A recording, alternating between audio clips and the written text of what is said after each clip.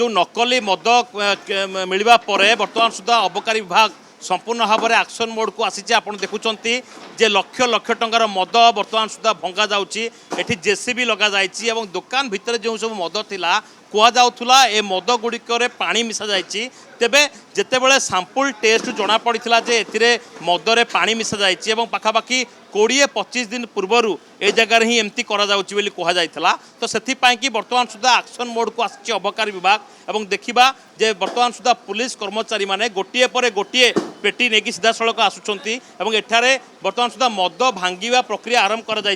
मद गोटे पर गोटे बटल कोटी भंगा जाऊँगी तेज जो मद भंगा जाऊँगी कहुच्छी पाखापाखि 50 लाख टंकार ऊर्ध्व मद थिला बोली स्टक रही बोली तेज जो मद कारबार जो होता माफिया मान जो भाव में मद बिक्री करुले अबकारी विभाग गुइंदा विभाग नजर थिला तो जो समय स्पष्ट होता है मद बिकुंट बोली तो तापर ही बर्तमान सुधा कार्यानुष्ठान ग्रहण कर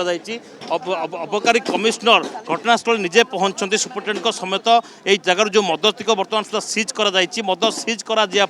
केमिति एगुड़िक डिस्ट्रॉय कर भांगी दिज्व से बर्तमान सुधा प्रथम थर पर देखा मिली जे भुवनेश्वर में यूपी स्टाइल रे बर्तमान सुधा भंगा जाऊँगी मद और जार आप लाइव एक्सक्लूसिव चित्र आप देखुं तेज अबकारी कमिशनर मो सहित अच्छा कथा सर बर्तमान सुधा जो देखा सर तो ये बर्तमान सुधा यूपी स्टाइल रे बर्तमान सुधा मद भंगा जाऊँगी सर कहीं मद देखा जाए आप विभिन्न समय मद गुड़िक सिल करती आज कहीं सर जेसीबी लगी सब भांगीदेले ओएसिस फर्टिलिटी रे व्यक्तिगत एवं विज्ञान भित्तिक चिकित्सा सहित आपणकर सुस्थ शिशु को 69% सफलता हार रे रखंतु देखंतु गोटे लाइसेंस प्राप्त मद दुकान रे डुप्लिकेट मद बिक्री करवा याठू बड़ी अक्षमणीय अपराध किसी न हो पारे गोटे लाइसेंस प्राप्त मद दुकानी को जिते बड़े कस्टमर आसे सी चिंता करे जे ये दुकान निश्चित भाव में सुलभ मूल्य एवं ओरिजिनल मद मुझे पाइपर जोड़िक एक्चुअली लाइसेंस प्राप्त दुकान रे विभिन्न मैन्युफैक्चरिंग यूनिट रे कराई तेणु यही प्रकार जिते लाइसेंस प्राप्त दुकान रे डुप्लिकेट मद मिलूँ एवं आमे देखिलु जे ऑलमोस्ट प्रति ब्रांड्र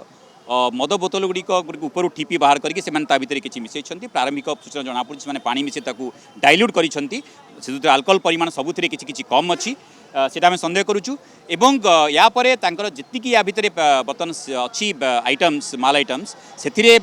सबुगुड़िक मद ए सन्देह परिसर भीतर को आम आसी तेणु एगुड़िक जमी आउ साधारण कस्टमर या आरंभ ये केवल आरंभ जो जो माने मद माफिया रही जितेबाला मद दुकान कौन स्वीकृति प्राप्त मद दुकान मद सेल होती अवस्था निश्चित भाव में आग को जो मद बेपारी जो मद लाइसेंस स्पेशली जो मैंने सरकार लाइसेंस नौकरी से जदि यही प्रकार आपराधिक कार्यकलाप संपृक्त रुहति ताले समस्त विरुद्ध यही प्रकार दृढ़ कार्यानुष्ठान ग्रहण कर भुवनेश्वर में बहुत मद दुकान रही किंतु कौन जगह कि मद बिका जाऊँगी तो स्पष्ट हो पारुनी आपणकर स्वतंत्र टीम बर्तमान सुधा सबू मद दुकान जाकि तार मान परखिब कि डेफिनेटली आम सैंपल सबुड़ सबू मद दुकान सैंपल आम एग्जामिनेशन करूँ एवं आमर या परे सैंपल चेक करिकी आमर जो डिविजनल केमिकल लैबोरेटरी अच्छी से केमिकल लैबोरेटरी का सब सैंपल पठाଯିव एवं कौन जगह जमी आउ डुप्लिकेट जिनिस मिल पार ना से दिगरे आम सब पदक्षेप ग्रहण करूँ बर्तमान सुधा जो देखा भुवनेश्वर छाती जो भाई मद कारबार करा या सर बर्तमान सुधा कौन सब इंस्ट्रक्शन दि अन्य जगह देखा एटी जो जो दुकान अच्छी सबू दुकान गुड़िक आम बर्तमान नियमित जांच करूँ एवं जो दुकान विरुद्ध जो दुकान रे आमर ये प्रकार डुप्लिकेट अपमिश्रित मद मिल से दुकान विरुद्ध दृढ़ कार्यानुष्ठान ग्रहण कर तो आपड़ देखुंत बर्तमान सुधा यूपी स्टाइल रे केमिति भुवनेश्वर रे मद को भंगाई दि जाऊँगी जब देखा पूर्वर जो देखा ताहले मद गुड़िक सिल कर जाउथुला किंतु एबे एक्शन मोड रे बर्तमान रही पुलिस और स्पष्ट भाव में कमिशनर कहते जदि कौन मद माफियार कथा सामना को आसला ताहले तांको विरोध में निश्चित भाव में कार्यानुष्ठान ग्रहण कर